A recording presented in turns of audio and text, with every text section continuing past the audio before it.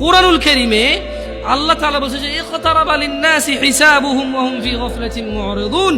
আরে মরা তো দূরের কথা, মানুষ যে মরে যাবে, হাজার হাজার লক্ষ লক্ষ বছর পার হবে, হাসর হবে, ওর বিচারের দিন হবে, এটাই নাকি নিকটে। বলছে যে মানুষের হিসেব নিকেশের সময় আসন্ন, এই চলে আসতেছে। অথচ তারা ওহুম ফি গাফলাতিন মু'রিদুন, অথচ তারা উদাসীনতায় মুখ ফিরিয়ে রয়েছে। আপনি আর আমি বাঁচার স্বপ্ন দেখি, বুড়ো হয়ে মরবো এই প্ল্যান করি, আর আমরা মরে আমাদের পরের প্রজন্ম হাজার হাজার প্রজন্ম মরে যাবে, জন্ম হবে, বেঁচে থাকবে 60, 70, 100 বছর বাঁচবে। সব কিছুর পরেও এই সব কিছু মিলিয়ে আল্লাহ বলতেছে যে আর এদের হিসেবের সময় তো চলে আসছে, এই চলে আসতেছে। অথচ এরা এখন উদাসীনতা।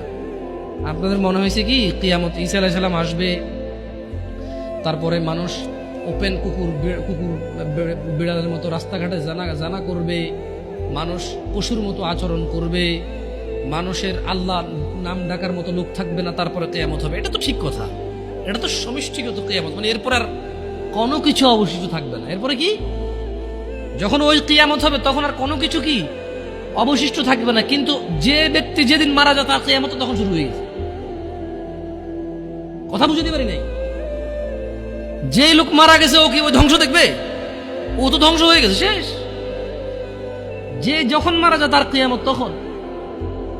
আর যেটা আল্লাহ তাআলা যেটাকে বলছে ইযা যুলজিলাতিল আরদু জিলজালাহা, যখন পৃথিবী প্রবল কম্পনে প্রকম্পিত হবে, ওটা তো সবাই কম্পিত হবে।